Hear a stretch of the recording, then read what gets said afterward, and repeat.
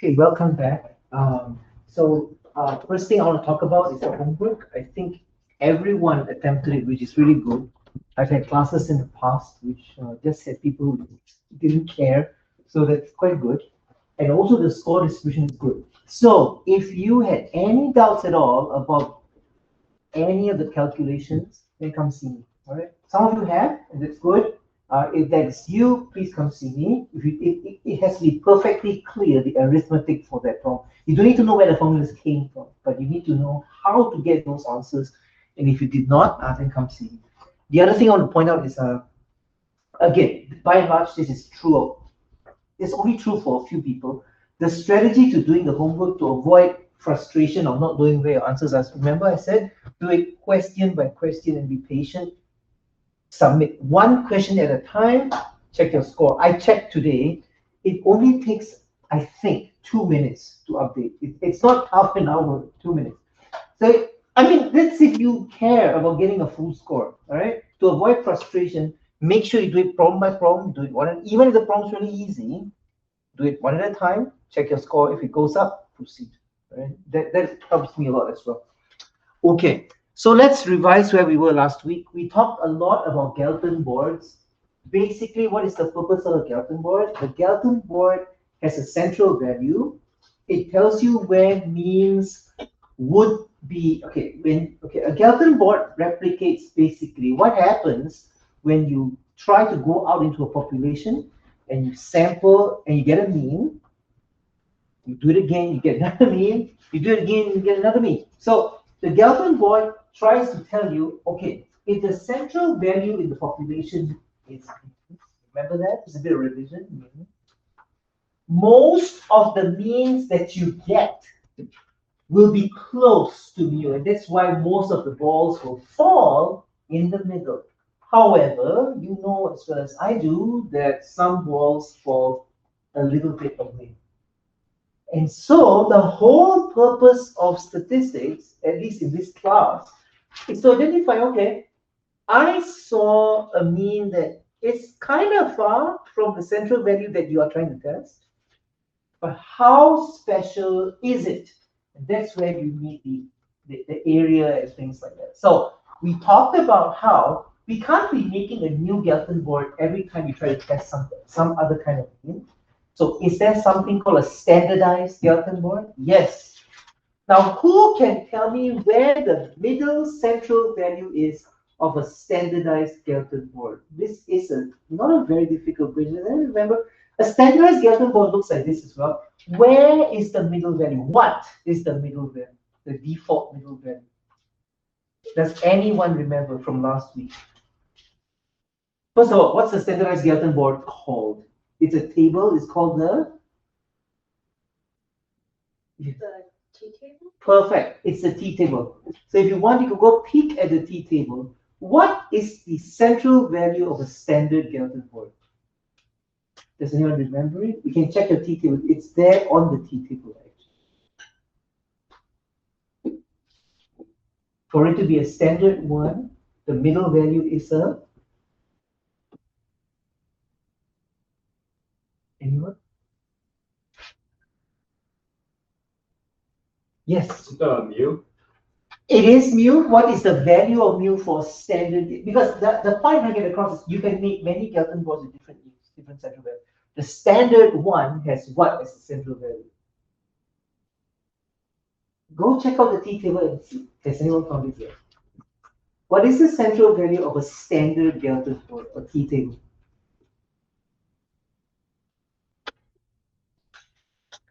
Or is it not in the picture? I think it is, if I remember.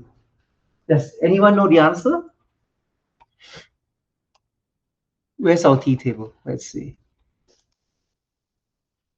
Oh, I see it. Do you see it? What is the central value? Compare this picture to this picture. What is the central value in a standard Galton board? Yes, 0. I think no one dared to say it's 0 because standard. And so then but before you can use a standard Galton board, you standardize your value and you calculate what's called the T statistic. Remember that? So the t statistic has a formula that looks like this. Oh, yeah, this one. Remember this one?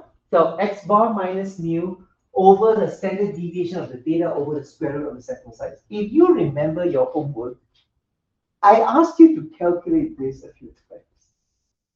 At that time, we didn't know what it was, but I was going to sneak it in. This is a standardized t statistic. Once you standardize it, you can go use the standard delta board. That's the point. So if you look at this, every expression here has to be clear. What is what? Okay? Why don't you help me out? What is n? Let's start with something simple. What's n? Sorry? The sample size. Good. The sample size. What's s? Standard deviation. Of the data. Good. Standard deviation of the data. So one thing I want to get across is you see me write here standard error. It's because standard error is this over this. This is not standard deviation is s. Standard error is s over root n. That's the only thing we can go. Right? So s is standard deviation of the data, n is the sample size. This one is, I'll be quite impressed if someone can tell me what mu is. What's mu here? Is that the mean of population? Yes, good. It is the central value, the mean of the population. That is actually the thing you're trying to test. And what's x bar? Last one. Yes. The sample mean. Yes. Notice I keep saying sample mean population. Sample, anything sample, you can see. And you know the number. Good. So let's go back to our class sleep data if you remember it. Well, I'm sure you don't remember it, but here's our class sleep data, okay? You will remember from last week, we got Google Sheets to calculate some simple statistics. Except n. N is easy enough. You can stare at the cell and know how many cells there were. There were 16 people who responded to this question. How many hours did you sleep last night? X bar, you see that? Anyone remember the Google code for getting X bar? It starts with an A. You must type equals what's the word I want? Yes, average. What about standard deviation? How do you get standard deviation here? You go to, remember, STDEV. Good. So once you have that, you can calculate the t statistic. Now, don't freak out about this. I don't need you to know this. You can always use your calculator. I was just trying to have a shortcut. Since everything's in the cells already, you take X bar minus, see, why is there 9? Okay, so this gets a reminder. Remember in our notes, we wanted to test whether there's evidence that Hope students on average sleep 9 hours a night. Why 9? There's no good reason. I want to test this. Maybe you're comparing to some other country. Maybe you're comparing to some other college. Maybe some other college has a 9-hour sleep time on average. So we want to see Hope's the same. So this number is your own choosing, but you have to keep in mind what is the new reaction test. It's 9. So that's where, if you go back to our Google Sheet, you'll find that. That's why I subtracted 9. X bar minus mu, which is 9 over S, D3, over the square root of the sample size. And so we got negative 2.26. This number is very important. I will revise with you. Let's go back to our notes. Okay, so symbols we've talked about. Very good. We've done all this already. We calculated our t statistic. Okay, then we went to our t table. The t table, which is the standard Galton board, has a small wrinkle. You need to understand there's a degree of freedom argument. Anyone remember the rule? Yes. N minus 1. Yes, 1 less your sample size. Very good. So our sample size was 16, I believe. But it's 15.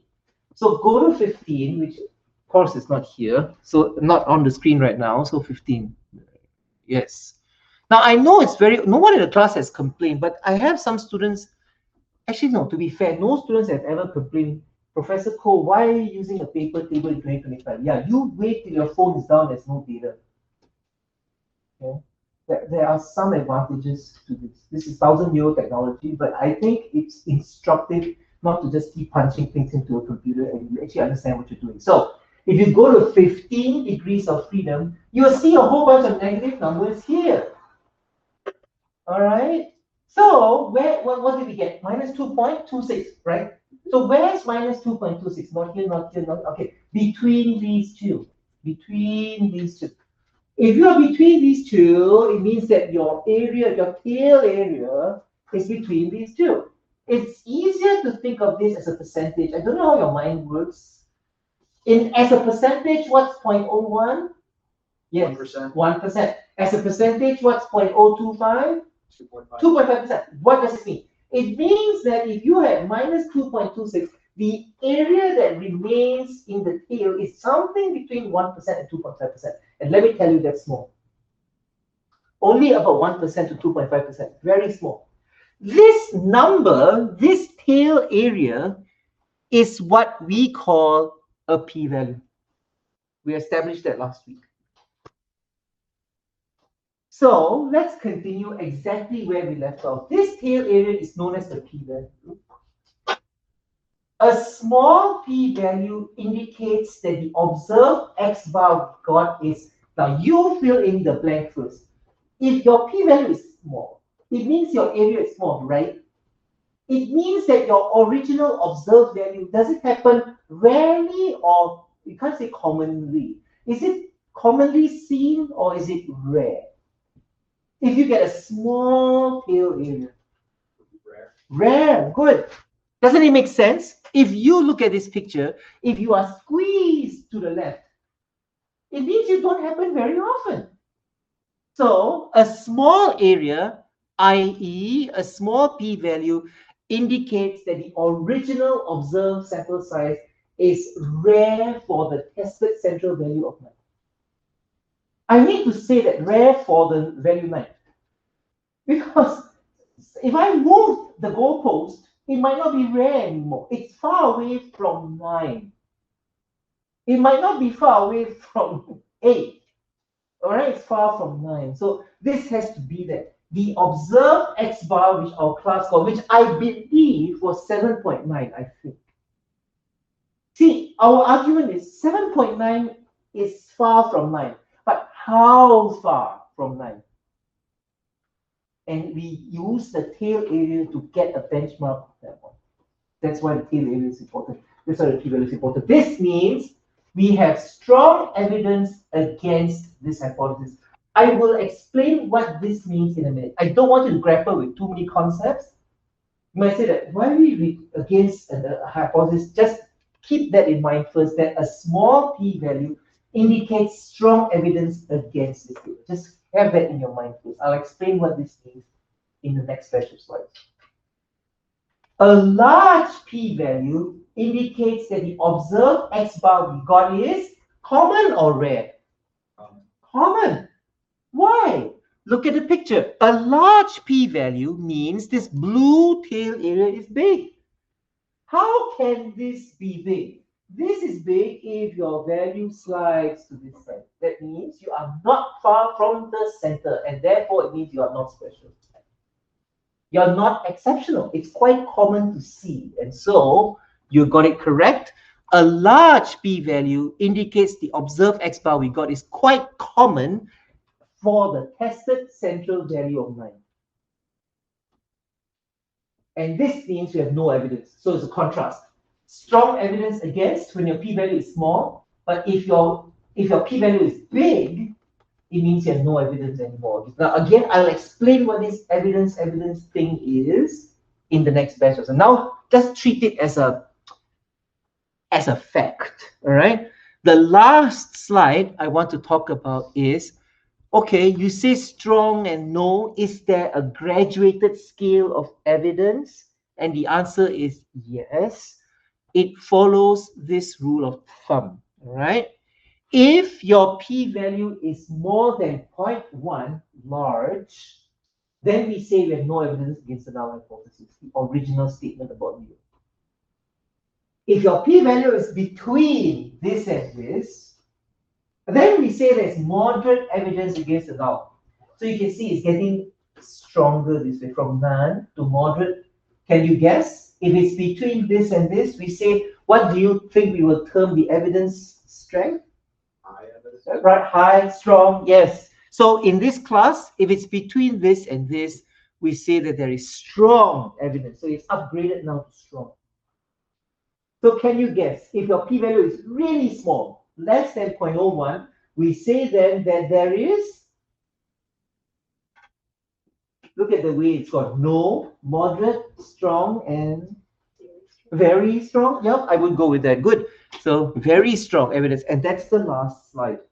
All right. Now, this is a very, very, very, very important slide. Have it handy. That's why I kept it as the last slide of this set. You'll be referring to this many times as you do your homework until you can memorize. Oh, let me tell you this. It's not too early to tell. For tests and exams and all that, I allow you to make cheat sheets so you don't have to actually memorize stuff like that. This is a very important slide. This is probably one of those things that will go into your cheat sheet. So you don't have to remember the graduated scale. But basically, the moral of the story is this. P-value gets smaller and smaller and smaller. Evidence rises in strength against the null hypothesis. All right? So immediately, I want us to try work written sheet 3. 7 groups. Okay. And I think you can combine any group that you want, so you don't work alone.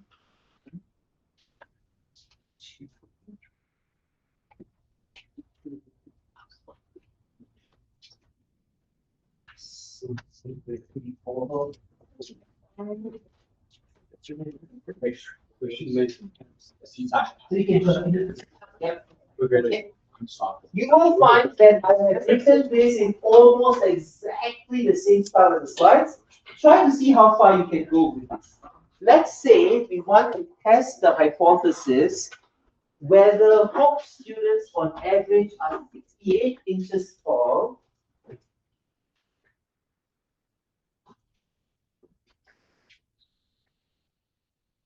versus whether Hope students on average are less than 68 inches tall. So first of all, can you fill in the blank? We define mu to be the population mean what? When I leave a blank there, it means, yeah, what mean are you talking about? Mean? What is the subject of interest here?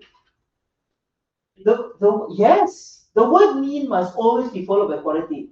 It doesn't mean anything if you just say the mean of hope. I hate that statement, honestly. When students write it, this is the mean of hope students. Yeah, what mean? Mean what? There's so many things you could mean when you say mean. So when you see a word mean, it must be followed by something quantitative. So population mean height. We know it's height. Why? Because that's what I'm talking about, right? Could it be something else? Yes, but now it's height. All right. So we write these two hypotheses as what? So the null hypothesis is the one that has an equal sign. Can anyone guess? The first statement says the thing you're trying to test is whether mu is. Did you catch that from the statement that typed out? Equal to 68. Yes, that's right. What the null says is what we call the status quo statement. You want to see whether the tested statement is whether mu is 68. Can you guess what the next statement is going to be? The alternative says no. Mu is Less. 68. So the key thing I want to point out is, do you notice the numbers are always the same? 68, 68. You don't change that. But the signs are not the same. The null is the one with the equal sign. Okay, we have a sample of 35 Hope students, and we find that our sample mean height is 67.5 inches. So before you start saying, but didn't you say 68? Oh, if you say that means you don't understand what I'm doing at all. What did I say? 67.5? Did I say that is the population mean? No, that is a sample mean height. I took a sample of how many students? 35. All these facts are very important. The symbol we use for the observed sample mean is, don't give me a number, give me a symbol. The observed sample, yes. Very good. And very fast too. Good. X bar. Very good. Okay. Don't break my heart and say mu. Mu is not the symbol for the observed sample. Mu is a symbol for what? It's actually defined already. Mu is a symbol for the fixed unknown population. Yes. Good. Right, next. From our sample, we found the sample standard deviation of our data was 3.2 inches. Did you see that?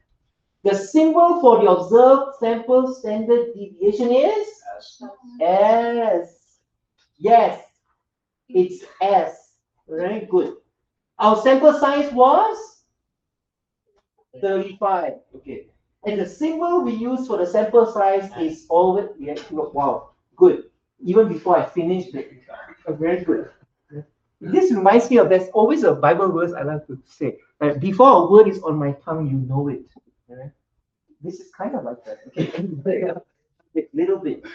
Okay, remember that the value of mu we want to test is, oh, do you recall the mu we wanted to test was mu is equal to? Yes. Oh, you didn't say 67.5. That's excellent. Some students cannot differentiate between these two numbers. You know, very good. 68. Now, calculate this. Okay, I'll keep quiet now. Go calculate this and write down your answer next to it. I know I didn't put a blank there. You need to calculate this one because you're going to use a standardized key table. So you need to calculate the standardized key score. Right? Try to get an actual calculator. Using phone is okay for if you're in a pinch, but I recommend a real calculator and not an expensive one, please. Anything under $30 will work. Right? How much was it? It was like $8. Oh, okay, so I need to revise. Any other plan? This is only $8. When I bought it 10 years ago, it was $17. Oh, I understand. Well, this is like the most basic, like. But this is very good. This is already overkill for this stuff. I almost got $100. No, no. I had to go to high school. There was some others. Wait, what is it? Negative 0.9. So let's see whether we are all agreeing on the answer for T. Let's have two groups report their T. Just shout it out to me. What are some of you getting for T? Yeah. Oh, we got negative 0.92. Oh, okay. Anyone else getting something like that? Minus 0.92? Okay, good. I'm quite confident, therefore, that it is correct. Anyone getting something different? Like super different or just a few decimals? Are we getting minus 0.92? Okay, very good. What is the correct degree of freedom to use? What's the rule? Less one sample size. What's the sample size again? 35. Is there 34 on our table? And I'm going to tell you what to do when it's not there, okay? But not yet. I think, does 34 exist? It does. It actually, 34 always exists. Does it exist on our table? Sorry, okay. So, what is the correct degree of freedom to use 34? From the T table, what is the p-value range? Okay, this one I will be very impressed. Who can give me the right answer? All right. Look at the negative numbers. Oh, okay. What did you get for the T score? Minus 0.92, correct? Let's establish that. Minus 0.9. Look at all the negative numbers there. Is anyone brave enough to tell me what is the p-value range based on your understanding of the shaded area and where your T statistic was? Yes. Wouldn't that mean that the value would be 68 because the range is farther away from point 1? Right? You are super. Okay, so what's the p-value? Something to do with point 1. Can you phrase it? We can say, this is not an easy question, and you're very, very close to the right answer. If you look at this picture, okay, I'm trying to pass through this carefully. This picture shows you a blue area, correct? That's the p-value. You got, and you should be focusing on the line 34 here. So let me highlight these numbers. Where's minus 0.92? It's not there, is it? Okay, but is that 100% true? It is there, actually. It's to the left of this. See? What are the implications of that when you look at your picture? When you were at minus 1.307, your blue area is how much? 10%. Excellent. Therefore, if you are at minus 0.9, your blue area will be More than 10%. yes. Yes. I was so afraid someone would say, oh, less than 10%. That means you don't understand this table at all. This table has an area increasing in this way. If you have overflowed or underflowed, if you like, to this side, it means that your area must be more than this. Therefore, your p-value range is greater than, if you want to say 10%, you can say 0.1 as well. Both are the same. So the answer is the p-value range is more than 10%. Therefore, how strong is the evidence we have against enough? Go refer to that very important slide. If your p-value is more than 10%, we say that there is no evidence. And that is what he was actually saying. There was a few steps in the process. Therefore, there's no evidence to reject the statement that mu was 68 originally. That's where you're getting it. But you hop through many steps, and I wanted to bring the class through the p-value arguments first of all. Is this clear what we're doing? Okay. Now do the thing after the stars, right? And I will not say so much. See how much you can do. Right? So enough about hope. I'm now testing Michigan households. I want to show you something else. All right?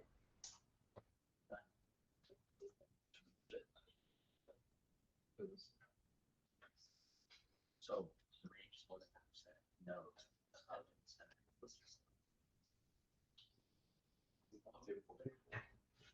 How do you know? Oh, yeah.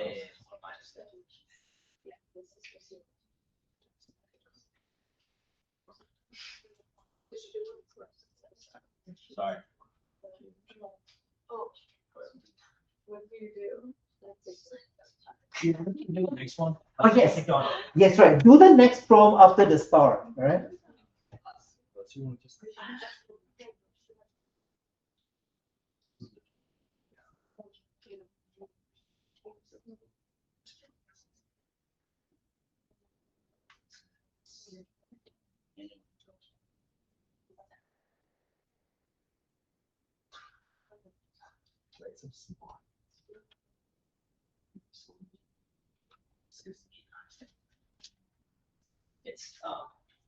It's it's the same as the first question. Yeah. Thanks.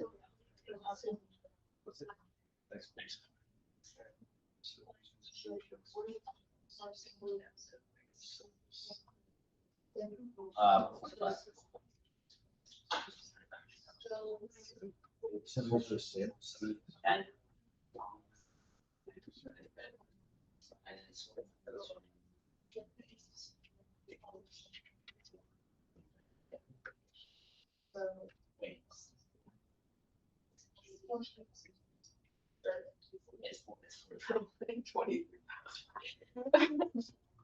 Right there. it's asking.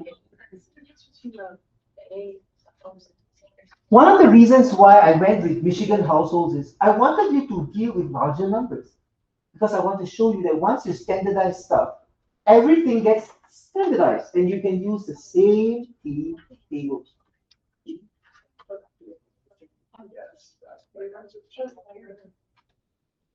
This is rare.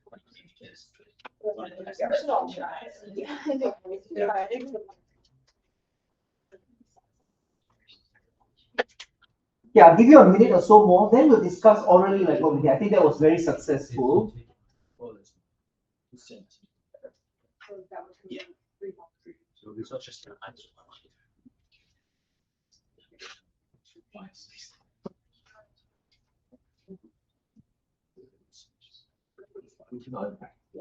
There would be one area that on switching phones. No.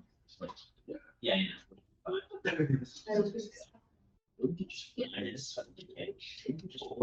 that's the original.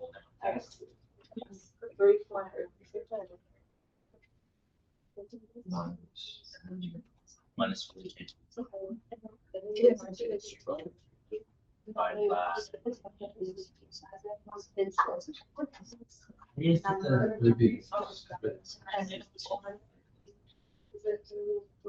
What happened? Oh, it's the yeah. Consensus.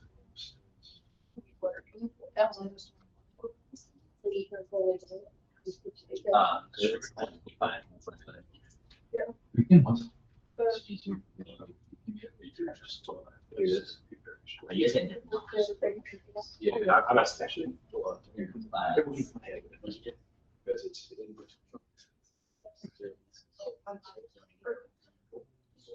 This is just the table. Yeah. Okay, can I have one or two groups tell me what was your key statistic value?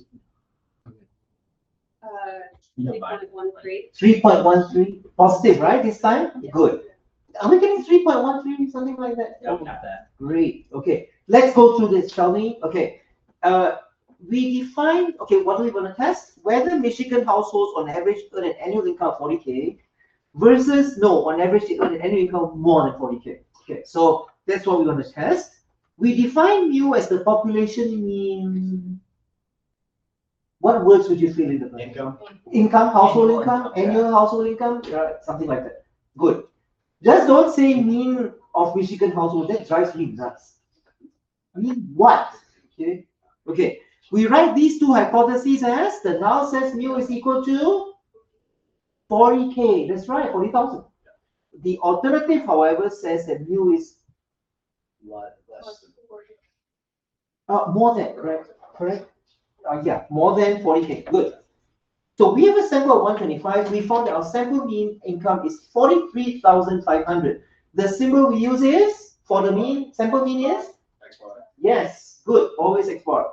From our sample, we found that the sample standard deviation was 12,500. The symbol we use for also say is what? Sample standard deviation is always given symbol S. Okay, good. Our sample size was 125. The symbol we use for sample size is always and remember that the value of mu on a test is mu is equal to 40,000. Calculate this, and you got 3.13 positive. Good. What is the correct DF to use? 124. Oh, that's very good. 124. Now, it's okay. So the time has come for you to grow up a little bit, and since this is the real world, is this little table doesn't have everything that you need. Obviously, there's one sheet of paper. So 120 is the closest you have to 124. So the rule is this. You heard it here first. If any degree of freedom that you need is not available, you round down. Remember that. Not round the usual way and round to the closest or whatever. You round down. So 124, you slide down to 120. That's it.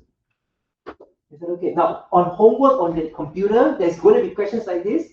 You can put either answer, I will accept both. You can say 124, you can say 120, but operationally you would use 120. You get what I'm trying to say? Yeah. Both are correct.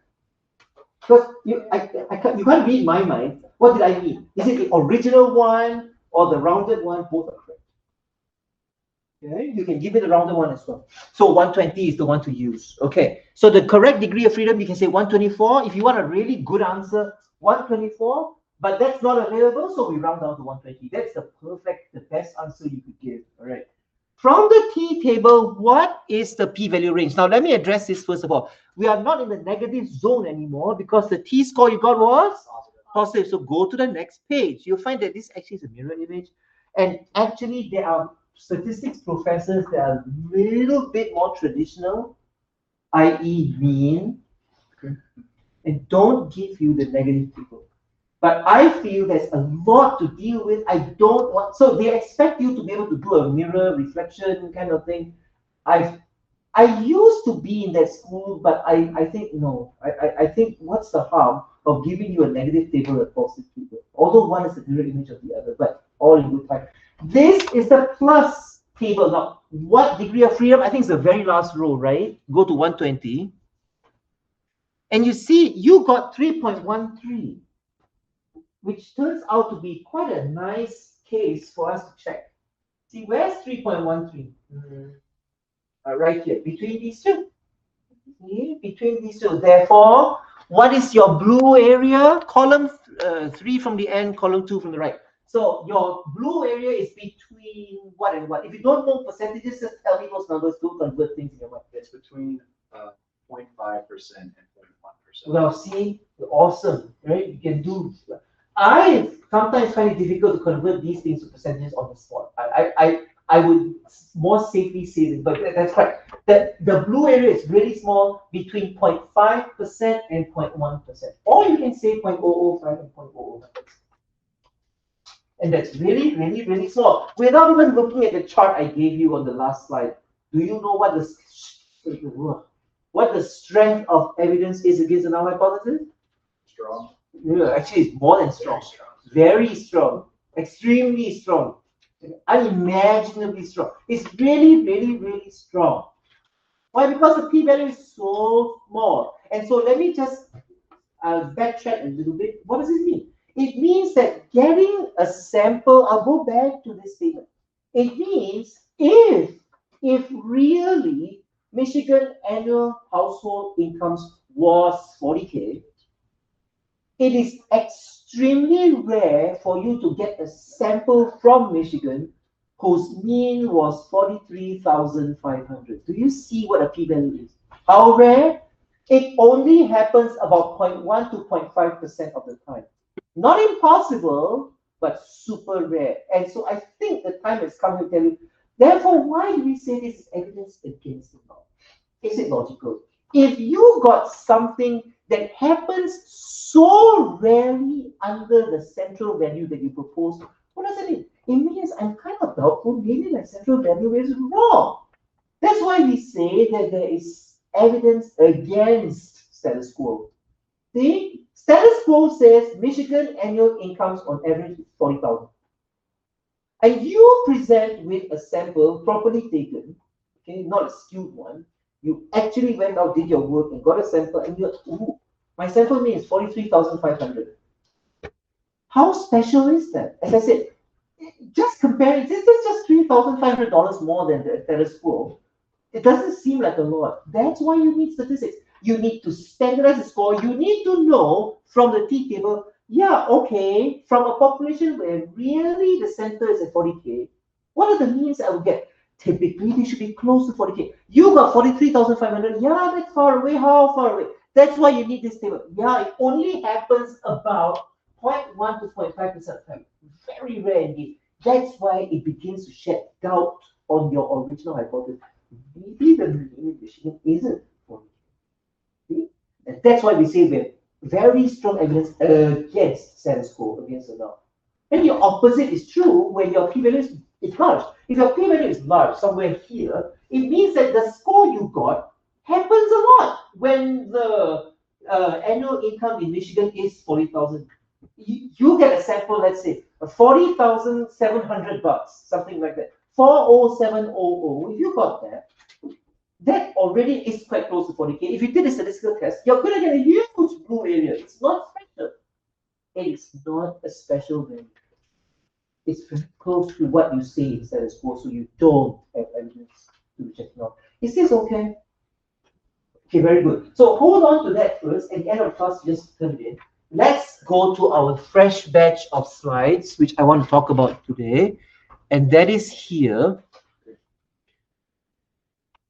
Chapter 1, slides part 2. Right, this one.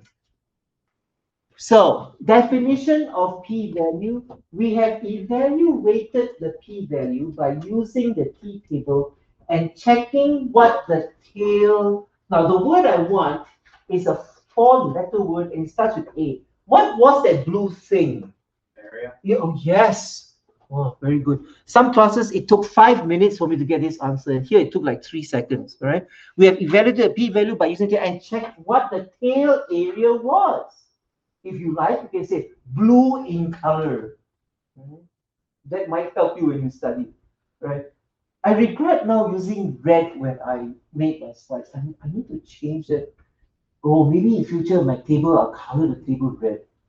That'll be easier, change less things. Shall I do that? Maybe I'll do that. Yeah, then it's perfectly consistent. I don't think my notes say blue. I just call it tail area. Anyway, this area is called a p-value. The p-value is, and this is getting technical, but we've actually discussed this all day long. The p-value is the percentage probability. If you don't like expressing it as a percentage, you don't have to. Remember that 0.001, 0.005 thing? If you want to say it as a percentage, you can. You can also say 0.001, 0.005. I know we don't talk like that. There's a 25% chance it will rain tomorrow. That's more common. But it's not wrong to say there's a 0.25 chance that it will rain tomorrow. The two statements are the same. So the p-value is a percentage probability or chance of observing the sample mean we got, or even more extreme, if the central value of mu is truly what H0 says it is. Remember, all of statistics starts with the Galton board. The Galton board needs a center, and we are saying, okay, let the center be the status quo. And in the case of Michigan households, we said that the average income is 40K. If 40K were really the truth, how rarely will you see something like 43,500? That's the p-value. Okay? You'll be amazed how few people who have even finished a statistics class know what this is, okay? But this is what a p-value is. Okay. So what exactly do we mean when we say that the data we collected provides strong evidence against the null? Remember that this conclusion comes as a result of looking at the p-value, all right? You see, look at the order of events. I gave you all the observer, actually no. I started off with the what statement are we trying to test? Then I said, okay, I got some data, and then I gave you all the observed statistics. Then you calculated the standardized statistic. Then you checked for the p-value. So the conclusion about whether the evidence is strong or not comes after you have checked the p-value. All right? A small p-value indicates that the observed mean that we got happens rarely or quite common if the p-value is small. Rarely. Good. A small p-value indicates that the observed sample mean we got happens rarely if the central value of mu was truly what the noun says it is. You wonder, why do I keep saying that? Because something is rare or not depending on where the center is. If I don't tell you where the center is, imagine how ridiculous the statement is. Is $71 rare? Yeah, what? What's your so when you say something is rare, it is what are you comparing it to? So if the central value of mu is what the noun says it is, then the mean that you got happens rarely. That's why this statement is so important. Because rare means nothing. There's no nothing to compare it to, right? A large p-value, on the other hand, indicates that the observed sample mean we got happens commonly, often, yes. So it's not special. And you'll be surprised, when I was creating this slide, I was actually thinking, what is the best way to explain these things? Because these are very difficult concepts. So you can really pat yourself on the back if you really understand what I'm talking about. And I think you can almost hear me speaking through the slides. So a small, I know my voice is very nasal and very loud. Right? I think it evolved over the years of teaching, I think. Right? So a small probability of observing the sample mean means it helps us conclude that maybe the null that we said is not correct. Maybe. This is why we say we have strong evidence against null when there's more people. You say that the central value is 40,000, but you have a sample that was 43,500, which happens about 0.1 to 0.5% of the time if the central value was at 40,000. Therefore, it means what? Maybe what you said about the central value is not correct. See? However, This is just an evidence game since it is possible, although very unlikely, to get sample means that are very far from the central value of mu according to null. Therefore, we have this important note. We can never use statistics to prove definitively that the null is true or false. All we can conclude is whether or not we have strong evidence against the null. This is a very important statement.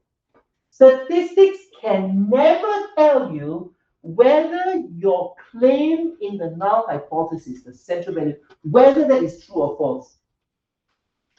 That is actually what we call playing God. We cannot do that. Statistics cannot do that.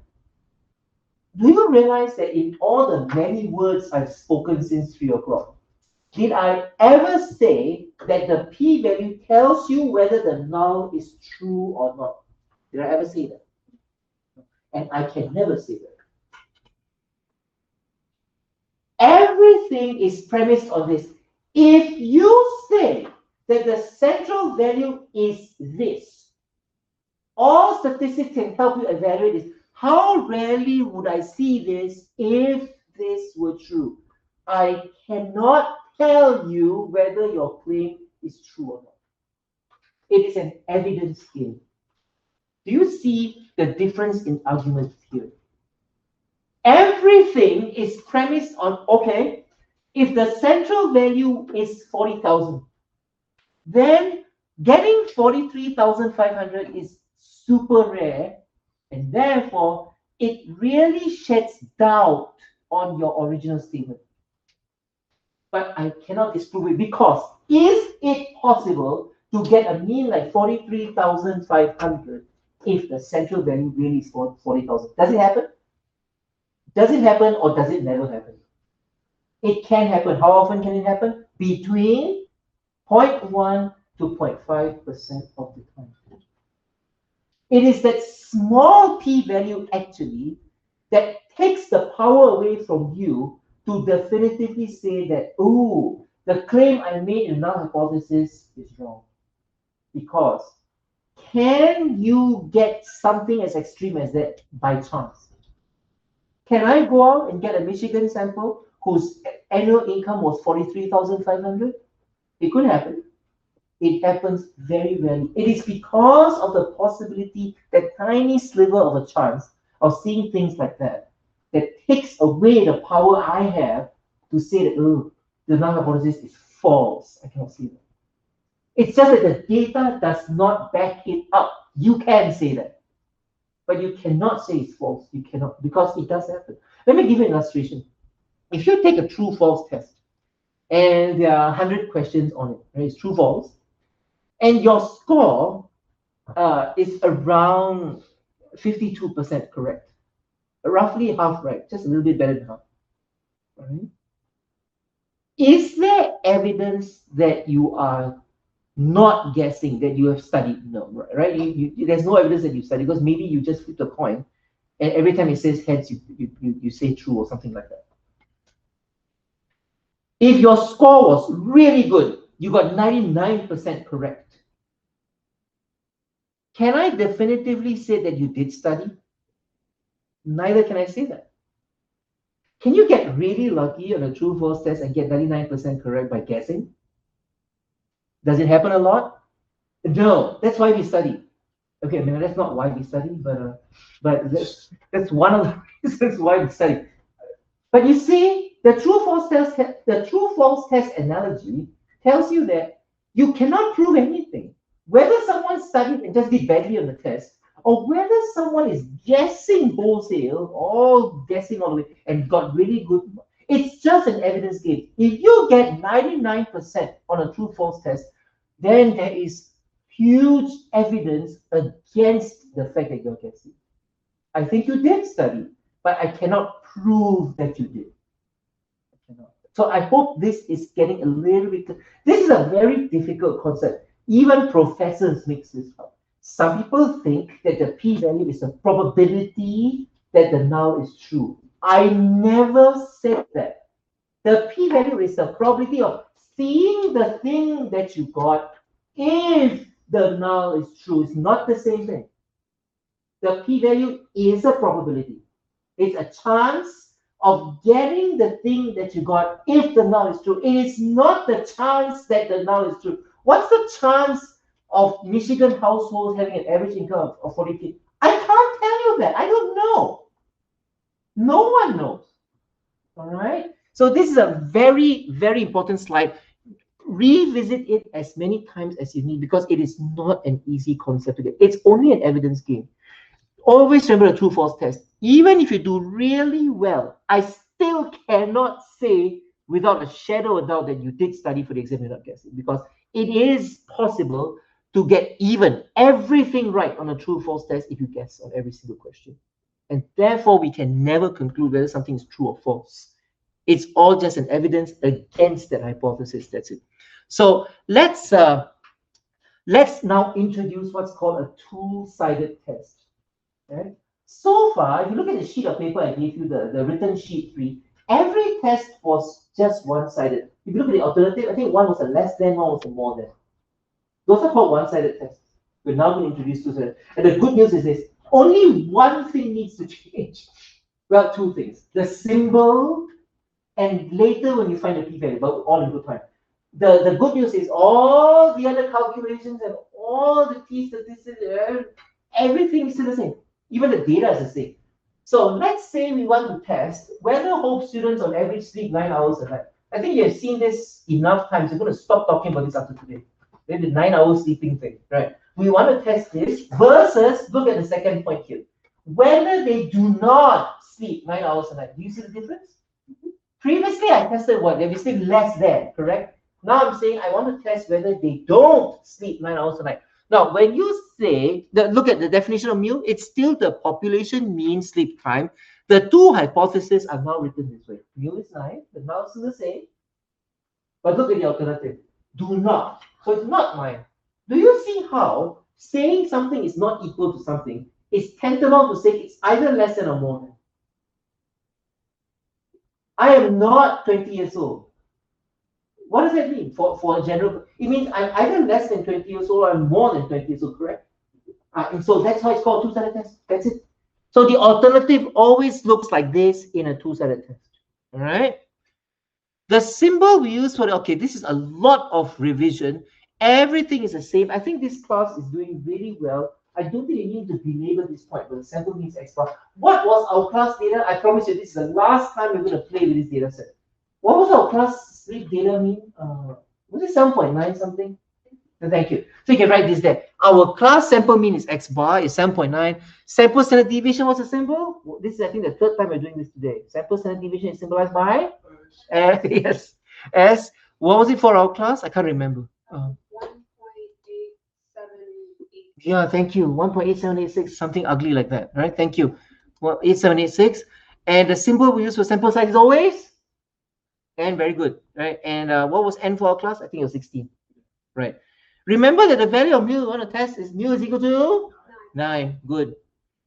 Calculate it. Has anything changed so far? Nothing. Except the not equal to symbol. Everything else is the same. Which means we don't even need to recalculate this. Wasn't it minus 2.262 or something like that? All right, I'll check the sheet just to make sure. Minus sleep data minus 2.262 hours, right?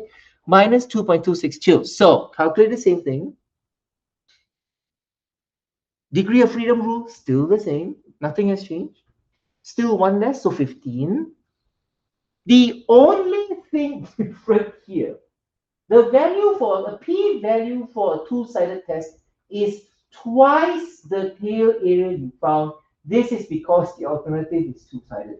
What does it mean? This means if you go to your t-table, you can clear, okay, first of all, we're in a negative zone, aren't we? All right. First of all, you can see clearly this is a one-sided area.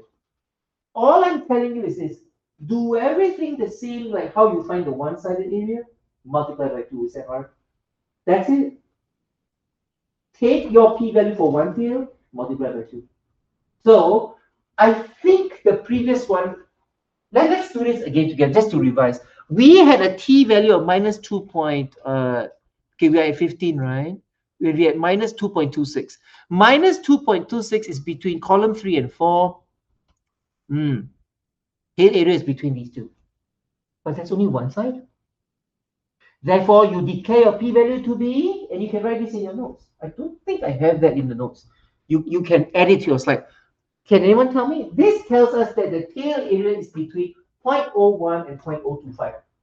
How would you phrase it if you multiply it by 2? Now the p-value is between. Okay, this is a little bit tricky for you. Okay, so let me try to help you. Yeah, okay. I always use t-shirts somehow. Okay. Let's say you tell someone I bought a t-shirt for between $10 and $15. Right? And now if I tell you I bought 2 t-shirts, what's the price I paid between? Yeah, 20 and 30. How did you get that? You multiply both ends, right? Can you do the same thing here? If this is the area on one side and it's between two things, therefore the area on two sides is between what and what? 0.050 and 0.02. That's right. So the p-value now is not between these two, it is between twice this and twice that. So the answer is the p-value is between 0.05 and 0.02. Did you get that? That is the only difference. All right. Take your answer for one side and multiply by 2. And all the rest is the same. A small p-value will still indicate that the observed value of x is rare, and a large p-value indicates the observed x bar we got is common. Nothing else is different. All right? There's only 2 things different about a two-sided test. The alternative sign, which is the not equal to sign, that's a very minor change, but the p-value needs to be double what it was. So you have already known how to find it when it's one side. Multiply that range by 2. So if you want, you can put a note here, because I didn't have space for that. The p-value was between 0.05 and 0.02, because you multiply both ends by 2. All right? Okay. For a given observed sample mean, we now know that the only difference between a one-sided test versus a two-sided test is that the p-value for a two-sided test is double that of the one-sided test. Good. So the p-value is double the tail area in a one-sided test. The observed sample mean and the calculation of the standardized t-stat are all exactly the same as when you do a one-sided test. We didn't change anything. In fact, you didn't have to recalculate anything. Even the data didn't change. Nothing changed. So here's a question. For a given mean and given standard deviation and all, everything stays the same. Will the p-value of a two-sided test be larger or smaller than an equivalent one-sided test? Not a difficult question. Larger or smaller? Larger. Larger. Duh. What? What did I say? One-sided test to two-sided test, you multiply the p-value. And when you multiply something like 2, it gets bigger. So the p-value for a two-sided test is always larger than the p-value for one-sided test. Okay. Why am I asking such obvious things? Well, I'm trying to get to a point, right? It's larger, it's double actually, right? Therefore, can you answer me this? For a given mean, will the evidence against the null be stronger or weaker for a two-sided test versus a one-sided test? Think before you answer. We are doing so well. Think carefully. Right? For a given mean, I'm not changing the data. If I go from a one-sided test to a two-sided test, am I strengthening or weakening my evidence against the null hypothesis by shifting to a two-sided?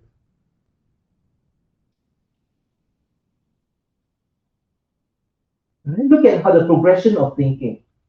The p-value for a two-sided test is larger than for a one-sided. Therefore, if everything else stayed the same, Will the evidence against the null hypothesis be stronger or weaker when you go to a two-sided? Weaker, great. Why? Because the p-value is bigger. I told you the p-value is a measure of the strength of evidence against the null. The smaller it is, the stronger your evidence against status quo. The larger it is, the weaker evidence. And because a two-sided test, by definition, takes area on both sides, it's going to get weaker evidence. So the answer is weaker. A two-sided test for the same data has weaker evidence against the null. And so the natural progression you should be asking yourself is, then why do we even do two-sided tests? Don't we want to have strong evidence when we do our research? We want to shake status quo. We want to have evidence against status quo. If you don't have evidence against status quo, there's nothing to write about. Everything's just the same. Things get exciting when you can shake status quo. So why then would we even do two-sided tests if all their job is to weaken your evidence? Well, there are a few good reasons. It is actually the more ethical thing to do. I'll explain. Sometimes we don't know where the mean is at all.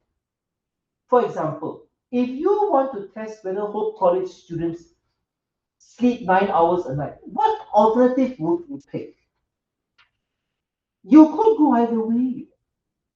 I could test whether they sleep 9 hours or not on average.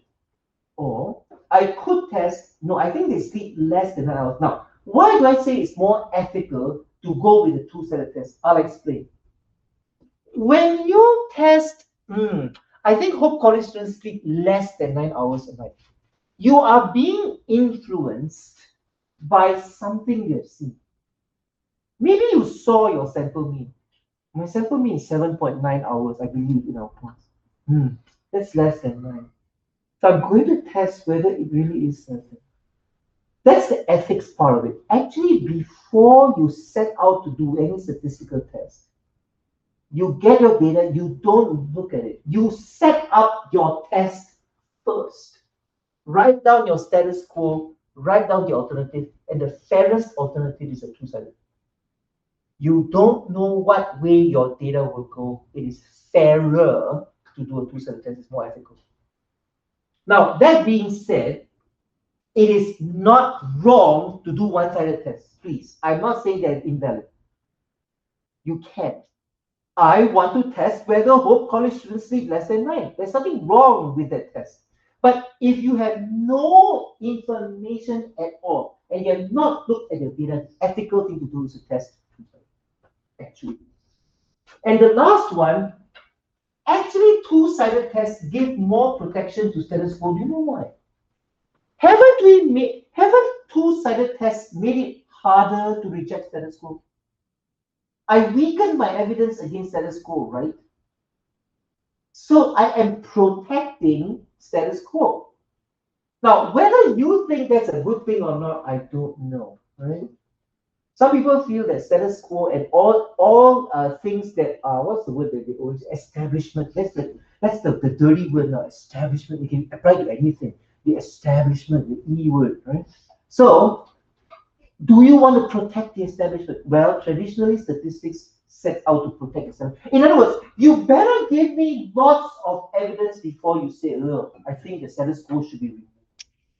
So, doing a two-sided test builds up more protection in status quo. You really need a tiny p-value to shake status quo. And that's what I mean by these things. Now, these slides are very deep. They really are. So we will be revisiting these things in the future as well, because these concepts are not easy to get at first brush. I know there's always students that can get it very quickly, but majority don't. So don't feel bad. The operation of doing these things is more important right now. So keep these slides in mind. So for example, status quo says Hope students sleep on average 8 hours, and I see I've changed it to 8. Why? Because I can, right? I can say anything I want. A status quo says mu is 8. But because we actually don't know if hope students now sleep less or more than 8 hours, we would choose ethically a two-sided test that looks like this. Because who told you hope college students now are sleeping less than 8 or more than 8? You don't know. At the outset, you should always set up your hypothesis test before you collect the data, actually. Because you don't want to be influenced, oh, look, my mean was 7, so I'm going to test the one-sided test. You shouldn't do that. That's actually the ethics of it. However, it is not wrong to test whether mu is less than 8 either. If that is specifically at the outset, before you collect the data, you do this and say, I want to test whether now hope students are sleeping less than they did 20 years ago. Then go ahead, do your one-sided test. Do you know what I'm trying to say? It all boils down to the intention and whether you are influenced by looking at the data. Your test should precede the collection of data, actually. So if on at the outset you wanted to test this, then you go ahead and test.